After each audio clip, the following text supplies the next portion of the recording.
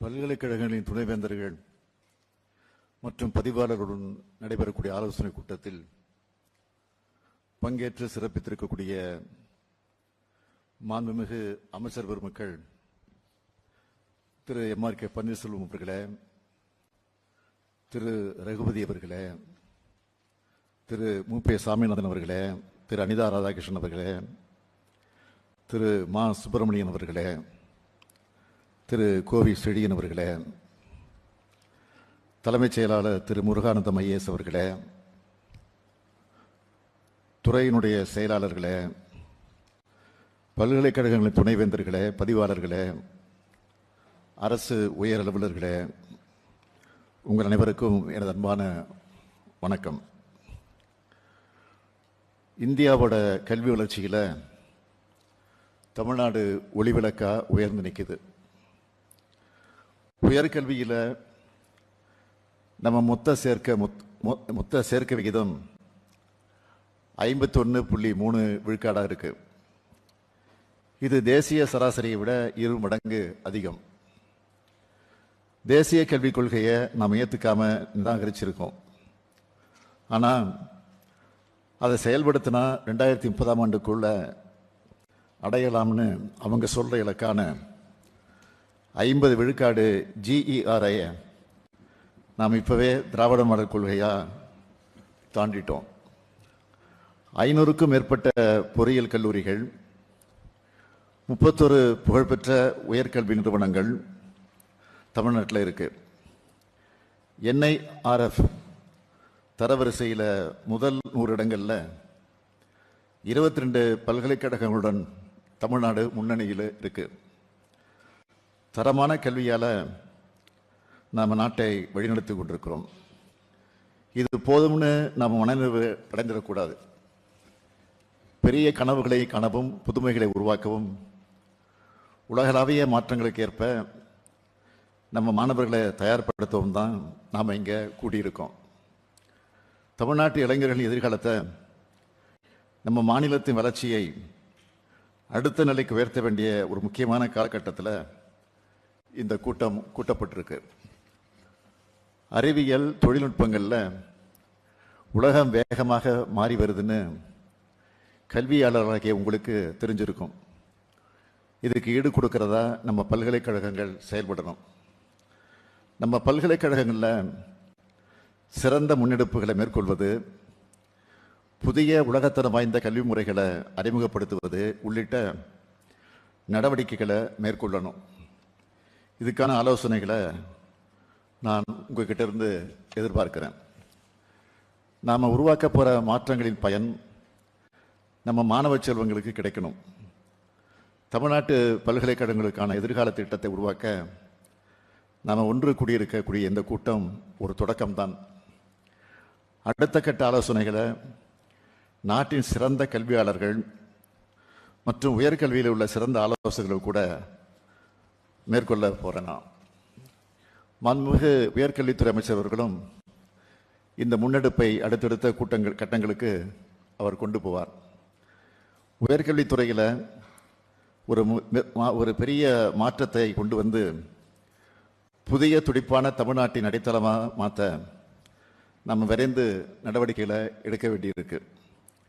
காலத்துக்கேற்ற மாற்றங்களை ஏற்படுத்தலைன்னா நம்ம மாணவர்கள் பின்தங்கிடக்கூடும். அதனால் தாமதம் இல்லாமல் நாம் உடனடியாக அதில் ஈடுபட்டு அந்த நடவடிக்கைகள் அந்த வகையில் அமையணும். நாம் வடிவமைக்க விரும்புகிற எதிர்கால திட்டம் 3 தூண்களை அடிப்படையாக கொண்டது. 1, பொருத்தமான கல்வி. 2, வேலைவாய்ப்பு. 3, அனைவரையும் உள்ளடக்கிய தன்மை. இந்த 3ஐ பற்றியும் நாம் சிந்திக்கணும்.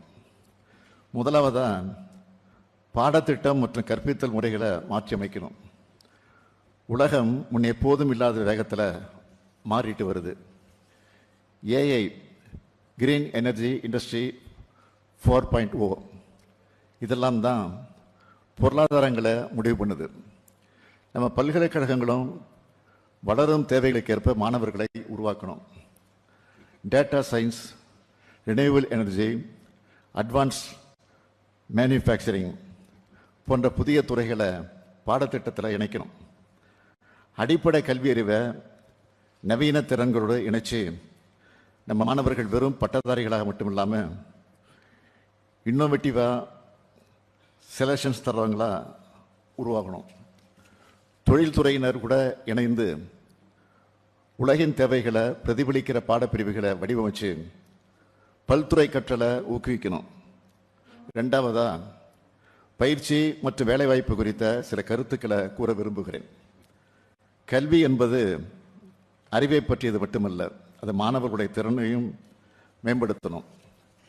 என்னுடைய கனவு திட்டமான நான் முதல்வன் திட்டமானது இதுவரை 27 லட்சத்துக்கும் மேற்பட்ட மாணவர்களின் வாழ்க்கையை மாற்றியிருக்கு. அதில் 1,19,000 பேர் திறன் மேம்பாடு மற்றும் வாழ்க்கை வழிகாட்டுதல் மூலம் வேலைவாய்ப்பை பெற்றிருக்காங்க. தொழில்துறைக்கேற்ப வடிவமைக்கப்பட்ட பயிற்சிகள் அளிக்கிற இந்த திட்டம் நமது இளைஞர்களை குளோபல் ஜாப் மார்க்கெட்டில் போட்டியிடுகிற திறன் கொண்டவங்களாக மாற்றியிருக்கு. இதை இன்னும் செம்மைப்படுத்தலாம். அதுக்கான ஆலோசனைகளை நீங்கள் தெரிவிக்கலாம். கேம்ஸ் பிளேஸ்மெண்ட்டை வலுப்படுத்தவும், முன்னணி நிறுவனங்கள் கூட கூட்டணி அமைக்கவும், பயிற்சி திட்டங்களை விரிவாக்கவும் உங்களை கேட்டுக்கிறேன். ஒவ்வொரு மாணவரும் டிகிரி சர்டிஃபிகேட்டோட தன்னம்பிக்கையோட வாழ்க்கை பாதையில் அடியெடுத்து வைக்கிறத நாம் உறுதி செய்யணும். மூன்றாவதா, இன்க்ளூசிவிட்டி மற்றும் ஈக்குவிட்டி. தமிழ்நாட்டின் பலம் சமூக நிதியில் நாம் காட்டுகிற உறுதியில் தான் இருக்கு. இது சமூக நிதி அடிப்படையாக கொண்ட மாநிலம். இந்த திட்டமாக இருந்தாலும் அதன் அடிநாதமாக இந்த கோட்பாடுகள் இருக்கிறத பார்க்க முடியும். நம்ம திராவிட மாடல் அரசின் தமிழ் புதல்வன் புதுமை பெண் திட்டங்களால் அரசு பள்ளி மாணவர்கள் உயர்கல்வியிலே சேருவது கடந்த 3 ஆண்டுகளில் 30 விழுக்காடு உயர்ந்திருக்கு. ஏன்னா இந்த திட்டங்கள் பொருளாதார சூழல் நம் மாணவர்களின் திறமைக்கு தடை ஏற்படுத்தாமல் பார்த்துக்குது. இது போன்ற திட்டங்களால் அனைத்து தரப்பு மாணவர்களுக்கும் கல்வியை அணுகக்கூடியதை நாம் மாற்றியிருக்கோம். இந்த வரிசையில் மாற்றுத்திறனாளிகளுக்கும் முதல் தலைமுறை பட்டதாரிகளுக்கும் விளிம்பு நிலை மக்களுக்கும் ஆதரவான இன்க்ளூசிவ் கேம்பஸில் உருவாக்குமாறு பல்கலைக்கழகங்களை நான் கேட்டுக்கிறேன். துணைவேந்தர்கள், பதிவாளர்கள், நீங்கள் அடிப்படையில் கல்வியாளர்களாக இருந்தாலும் தமிழ்நாட்டின் பல்வேறு கனவுகளை நிறைவேற்றி தரும் செயல்பாட்டாளர்களும் செயல்படணும். உயர்கல்வி சேர்க்கை விகிதத்தில் தமிழ்நாடு முதலிடத்தில் இருக்கு. தொழில் நிறுவனங்களும் அதிகமாகி வருது. தொழிலாளர் அதிகரித்து வராங்க. வேலைவாய்ப்பு பெருகுது. 2033 ஆண்டுக்குள்ள தமிழ்நாடு $1 டிரில்லியன் பொருளாதாரத்தை எட்டுறதை இலக்கா வச்சுக்கணும்னு தொடர்ந்து வலியுறுத்தி கொண்டு வருகிறேன். இந்த இலக்கை தமிழ்நாடு உறுதியாக அடையும்னு பிஸ்னஸ் நியூஸ் பேப்பர்ஸ் தொடர்ந்து எழுதுகிறாங்க. தமிழ்நாடு முன்மாதிரி மாநிலமாக, இந்தியாவிலேயே முதன்மை மாநிலமாக முன்னேறி வருது. இப்படியான காலகட்டத்தில் உயர்கல்வி நிறுவனங்கள், பல்கலைக்கழகங்களின் பணி மிக முக்கியமானது. நீங்கள் வெறும் கல்வி நிர்வாகிகள் மட்டுமல்ல, நீங்கள் தான் இளைஞர்களின் வாழ்க்கையை தீர்மானிக்கிற இடத்துல இருக்கீங்க. நம்ம இளைஞர்களின் வாழ்க்கையும் தொழிலையும் உருவாக்கும் பொறுப்பு உங்ககிட்ட தான் இருக்கு. ஆசிரியர்களுக்கு வழிகாட்டவும், மாணவர்களை உயர்நிலைக்கு செல்ல ஊக்குவிக்கவும், உங்கள் பல்கலைக்கழகங்களை புதுமையை நோக்கி வழிநடத்தவும் உங்களை அழைக்கிறேன். பாடத்திட்ட வடிவமைப்பு, ஆசிரியர் பயிற்சி அல்லது உள்கட்டமைப்பு மேம்பாடுன்னு நீங்கள் எடுக்கிற ஒவ்வொரு முடிவும் மாணவர்களின் முழுமையான வளர்ச்சிக்கு முன்னுரிமை கொடுக்கணும். மெடிக்கல் டூரிசத்துக்கு புகழ்பெற்ற மாநிலமாக தமிழ்நாடு இருக்குது. உலகெங்கும் இருந்து தமிழ்நாட்டில் இருக்க மருத்துவமனைகளில் சிகிச்சை பெற மக்கள் வராங்க. அதுபோல் உலகத்தின் பல நாடுகளிலிருந்தும் நம்ம பல்கலைக்கழகங்களில் கல்வி கற்க மாணவர்கள் வரணும்.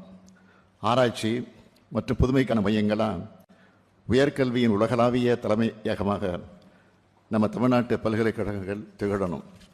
அதுதான் என் கனவு. பெருந்தலைவர் காமராஜர் ஆட்சி காலம் பள்ளி கல்வியினுடைய பொற்காலம். முத்தமிழர் கலைஞர் அவர்களின் ஆட்சி காலம் கல்லூரி கல்வியின் பொற்காலம் என்பது போல இந்த திராவிட மாடல்களுடைய ஆட்சி காலம் உயர்கல்வி, ஆராய்ச்சி கல்விக்கான பொற்காலமாக வரலாற்றில் பேசப்படணும். அதுக்கு உங்கள் ஆதரவு தேவை. புதிய தமிழ்நாட்டை, துடிப்பான தமிழ்நாட்டை, அனைவரையும் உள்ளடக்கிய தமிழ்நாட்டை முன்னோக்கி பயணிக்கும் மாநிலத்தை கட்டி எழுப்புவோம். நம்ம திராவிட மாடல் ஆட்சியை பொறுத்தவரை கல்விக்கு தான் முக்கியத்துவம் தருவோம். அனைவருக்கும் கல்வி, அடிப்படை கல்வி, கல்லூரி கல்வி, உயர்கல்வி, ஆராய்ச்சி கல்வி கிடைக்கணும். எனவே தடையற்ற கல்வியை, தரமான கல்வியை, அனைவரும் தலைநிமிர தேவையான கல்வியை நம்ம பல்கலைக்கழகங்கள் வழங்கணும். இந்த லட்சிய பயணத்தில் நாம் எல்லோரும் ஒன்றிணைந்து உறுதியோடு முன்னேறுவோம். தமிழ்நாட்டின் உயர்கல்வியில் உலகத்தரத்தை உருவாக்குவோம். நன்றி, வணக்கம்.